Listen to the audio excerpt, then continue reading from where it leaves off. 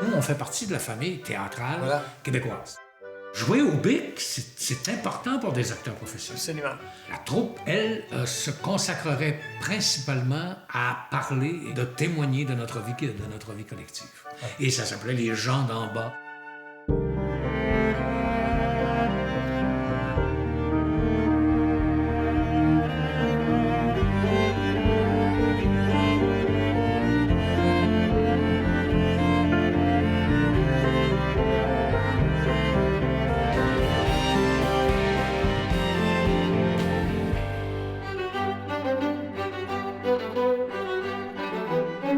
Nous sommes à l'été 1972.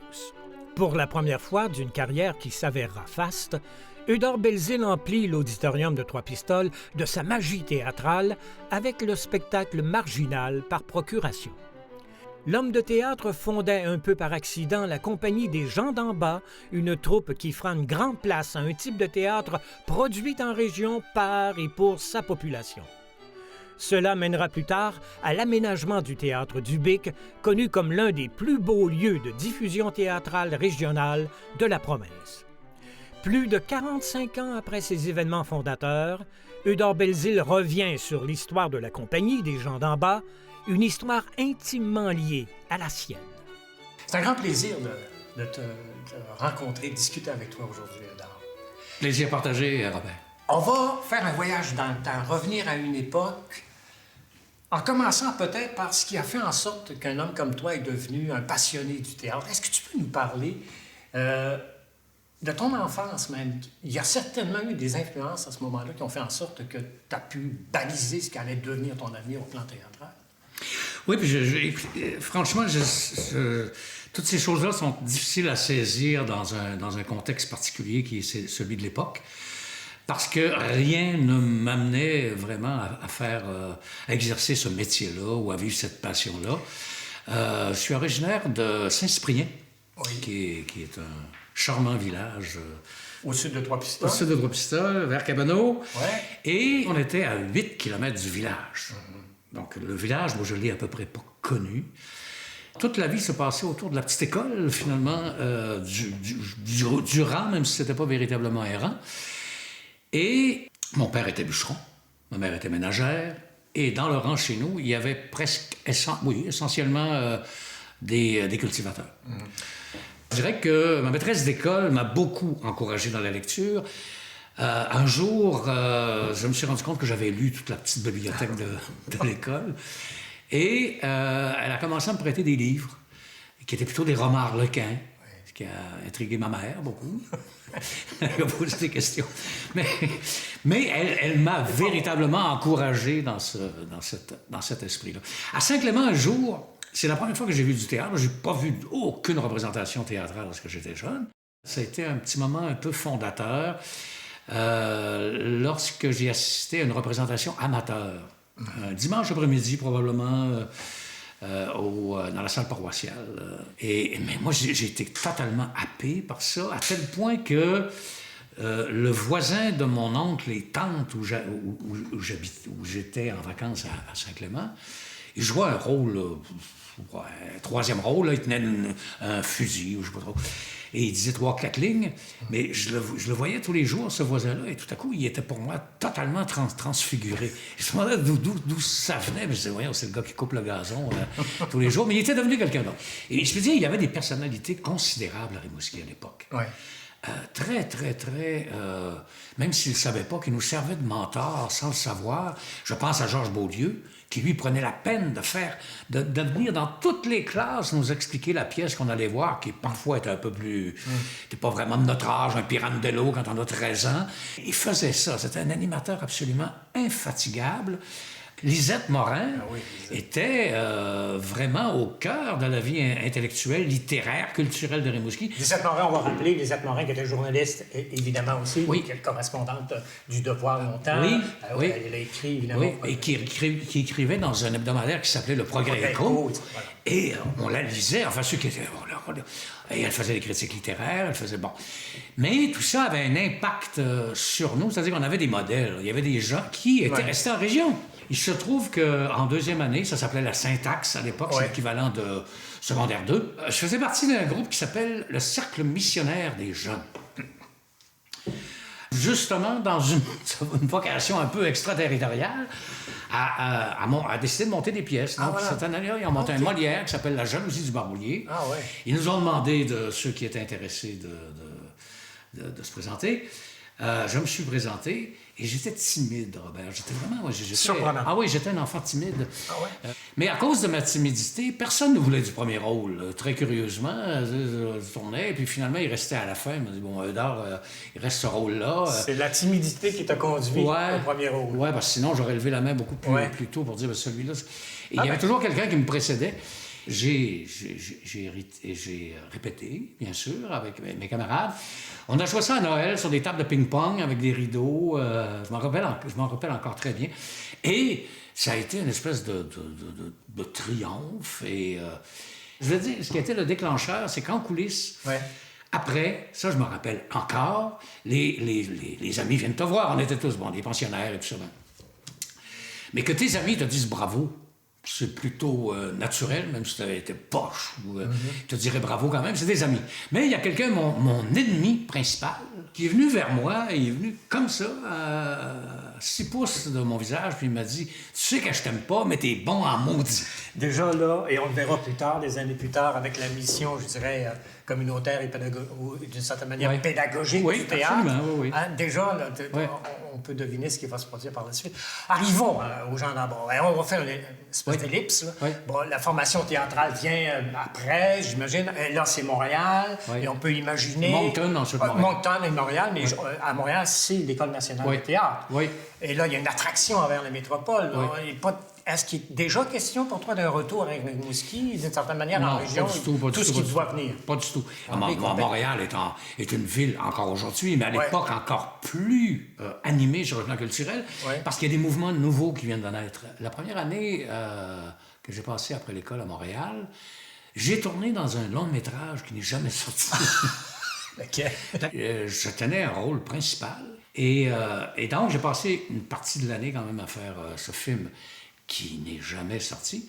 Et puis, j'ai fait quelques émissions à Radio-Canada, téléthéâtre et quelques apparitions dans les téléromans, avant d'arriver ici, dans l'Est, l'été suivant. C'est un retour qui s'est produit de quelle manière? C'est pas un véritable retour non plus. Non.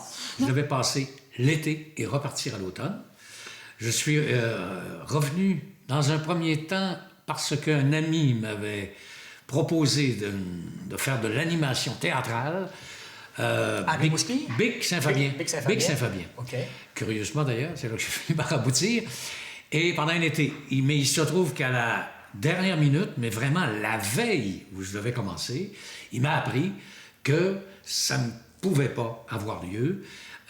Parce qu'il y avait des gens qui ne souhaitaient pas voir, pas moi en particulier, mais quelqu'un qui ne soit pas de Bic Saint-Fabien participer au projet. Alors, je me suis retrouvé devant rien. Le contrat n'était pas signé, je me suis retrouvé devant rien. Je suis venu à Rimouski en disant, j'avais beaucoup d'amis et de connaissances, je vais essayer de me trouver un travail pour l'été. Durant la même période, ça? Oui. Exactement le même jour. J'ai pris l'autobus avec 50 pièces dans mes poches. Pour Rimouski, c'est tout ce qui me restait. Alors, il me restait de quoi payer un hôtel, payer quelques jours de... Avant de retourner à Montréal? Avant de retourner à Montréal, mais dans l'espoir de me trouver quelque chose à Rimouski. Dans l'espoir de trouver n'importe quel travail que j'aurais pu faire durant l'été. Et cet ami m'a accueilli à Rimouski. On est allé prendre un verre ensemble, dans un bar, et il a vu au comptoir Michel Rousseau, qui était l'animateur culturel de la ville de Rimouski, qu'il connaissait bien, et il s'est dit, il y a peut-être quelque chose pour toi dans les terrains de jeu. Alors, il a fait venir Michel à la table, on a fait connaissance, et mon ami Rodrigue s'est mis très rapidement à parler de théâtre, lui qui parle pas de ça, et de dire à quel point j'étais un jeune homme de théâtre doué. Donc, il t'a vendu, autrement dit. Oui, il m'a dit, il y a quelque chose pour toi, tu tombes bien parce qu'il y a quelque chose qui pourrait être formidable pour le secteur culturel à Rimouski. Et donc, j'ai improvisé, parce que j'avais un seul texte dans ma serviette, on avait des serviettes à l'époque, un seul texte qui s'appelait Médée d'Euripide, une pièce qui date de l'Antiquité grecque, 2500 ans avant Jésus-Christ. Alors, je me suis mis à broder autour de cette pièce-là, de ce que je voulais en faire, à quel point ça serait formidable. Et Michel m'a dit, bon, je pense pas vraiment voir quelque chose, mais qui sait? Et finalement, il est parti, et une demi-heure après, il a retéléphoné au bar pour dire « Viens me voir lundi matin. » Je suis allé le voir et il m'a dit « Écoute, j'ai trouvé les ressources nécessaires. Si tu veux si tu veux monter cette pièce-là, vas-y. » Et j'ai donc commencé assez rapidement à passer des auditions. OK, donc en résumé, en moins de 24 heures, il y a eu un refus, donc un certain découragement, mais par la suite, une rencontre déterminante qui a permis, évidemment, de s'accrocher vraiment pour... Oui, puis j'ai fait... Alors, je devais faire de l'animation, mais là, ça se trouvait à monter une pièce. C'était autre chose. Oui. Et donc, tous les projets étaient transformés, mais j'étais là pour l'été. Je devais repartir normalement à l'automne. Alors, il est arrivé ce qui est arrivé par la suite.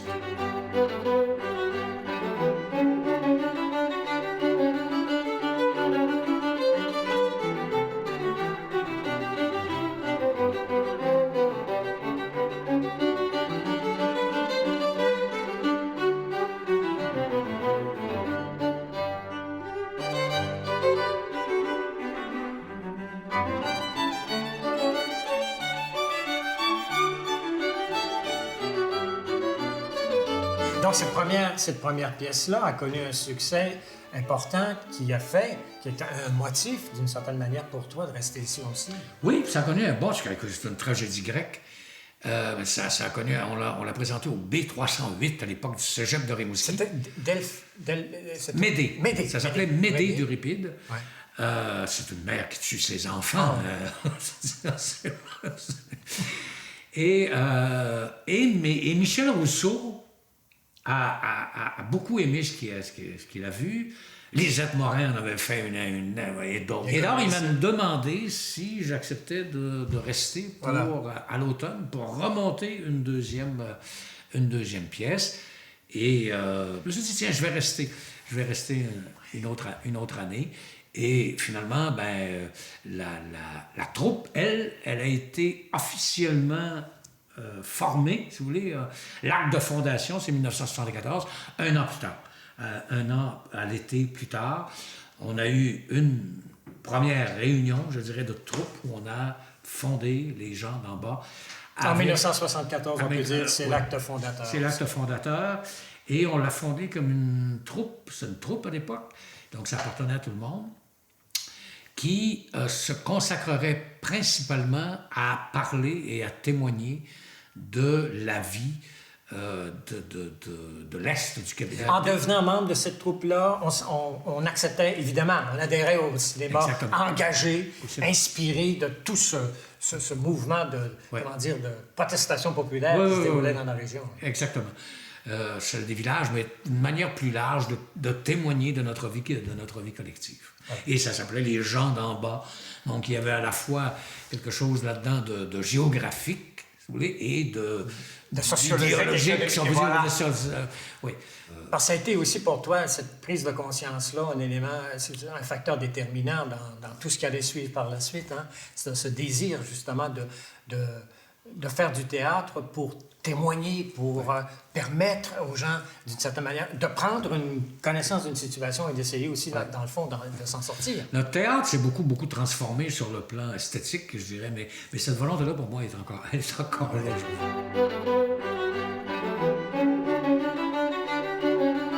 Décider d'aller vers le théâtre populaire, c'est quand même une décision importante, engageante. Est-ce qu'il y a eu, je sais pas, un moment charnière qui a fait en sorte que la lumière jaillit, là, c'est vers ça qu'il faut aller? Ben oui, à la fondation. Je dirais, à la fondation de la troupe. C'est une décision d'aller vers un théâtre populaire. Mais on est en pleine année, c'est-à-dire, ce sont des années bouillonnantes, là, Oui. d'engagement populaire, Oui. des opérations dignité, Oui. des gens qui se prennent en Oui. main, on refuse les fermetures. Il y a vraiment là, un mouvement Il y a une effervescence énorme, très grande moi, qui fait que je suis resté ici. Voilà. C'est cette effervescence-là qui fait que pour moi, il se passe autant de choses que dans une grande ville. Mais après ça, c'est à l'époque, avant que vous vous installiez, non pas à demeure ou à peu près à demeure au BIC, là, au camping. Mais là, ça a changé complètement. Et parce qu'évidemment, vous n'aviez plus le même rapport avec le public, là. Non, oui et non. C'est-à-dire on a glissé tranquillement vers du théâtre à texte, je dirais. Ouais. Donc, on était reçus vraiment par tout ce qui bougeait, grouillait sur le territoire. Et ça, c'était fascinant. Après les spectacles, on avait toujours des rencontres avec le public. C'est ça tous aussi. les Il y avait soirs. le volet, j'allais dire, échange avec le public qui était aussi intéressant pour Toujours. vous. Ah, toujours.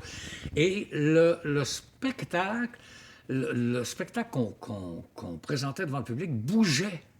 C'est-à-dire qu'on prenait des notes durant la rencontre avec le public. Et dès qu'on avait un moment de libre, pendant la tournée, l'après-midi, si on avait une journée de bar quelque part, ou si on s'installait pour une semaine quelque part, on rentrait, et là, on répétait le nouveau numéro jusqu'à ce qu'on soit content. On enlevait l'autre, et puis on le remplaçait. Ce qui fait qu'un spectacle au départ et à l'arrivée, c'était pas tout à fait... Un spectacle évolutif, là. Oui, c'est un walk in progress, Ouais, comme on disait plus tard. Ouais. Une évolution, un travail en évolution. Alors, l'équipe qui va partir en tournée, bien, forcément, c'est des gens qui ne sont pas à l'école. Et il y aura Benoît Vaillancourt aussi, Lise Tetberge. Bon. Mais c'était une troupe itinérante. C'est une troupe itinérante. On n'est pas encore installé à demeure. Non, au BIC, là, pas du tout. Pendant 15 ans, en fait... Dans les années 70. là. Dans les années 70. Et une troupe itinérante qui va partout. Dans l'Est du Québec, on a vraiment sillonné à peu près tous les villages.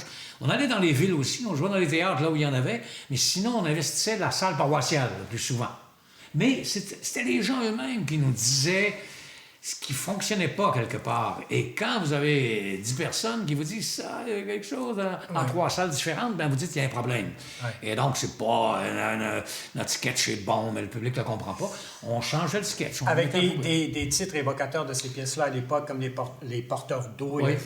Crève à Québec téléphone, Marchand de ballon, la loi au suivant. On est parti pour rester, je pense. C'était celle qui est la plus emblématique. Oui.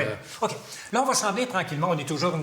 Vous êtes toujours tous une membre d'une troupe itinérante. Qu'est-ce qui va faire que vous allez vous établir au BIC, que le BIC va prendre une importance capitale avec, évidemment, la Grange Théâtre et tout ça? Oui. Il y a eu d'abord une période où on a tenté de construire ou d'avoir notre lieu à Rimouski. On avait une troupe de Rimouski. Hein. Oui, c'est vrai. D'ailleurs, quand on a déménagé au BIC, ça avait fait un peu il y a eu des réactions, on disait, on perd notre troupe, on est parce que le BIC, n'était pas rattaché à Rimouski à l'époque. Mais on était une troupe de Rimouski, et c'est à Rimouski qu'on voulait avoir un lieu. Parce qu'après des années de tournée, on a quand même fait 7 ou 8 ans de tournée, on était franchement épuisés. Donc, l'idée d'avoir un théâtre à demeure... Oui. a commencé même assez rapidement, on s'est dit si on avait un lieu à Rimouski. Ah ouais. Donc, on a été reconnus au plan, je dirais, canadien. Mais non pas au plan local. Québec, et après... Bon, puis on se promène, puis en tournée, à un moment donné, il y a Bouchard Lévesque, justement, qui est dans le camion, qui dit on devrait aller voir cette grange-là. Parce que la grange qui était dans le camping du BIC, qui servait de dépanneur. Ma génération, dès qu'on voyait une grange, puis on était un peu artiste, on virait fou. C'est un vrai symbole, là. On se disait, qu'est-ce qu'on fait avec cette grange-là? Ouais. Une grange, bon. Mais c'était un point d'ancrage pour la troupe, mais contrairement à un bateau, là, il y avait possibilité de lever l'angle comme un bateau et de la transporter ici sur son site. C'était une grosse décision. C'était spectaculaire. C'est un peu l'image, ça. Complètement fou. Le bateau, parce que la grange, c'est un bateau renversé. Ben oui. Ça la forme, c'est vraiment un bateau renversé. C'est quelque chose de poétique. C'est pour ça qu'on a gardé les formes. Voilà. Mais ce qui nous intéressait, c'était de garder les formes et ça nous coûtait moins cher si on la déménageait que de construire du neuf ici.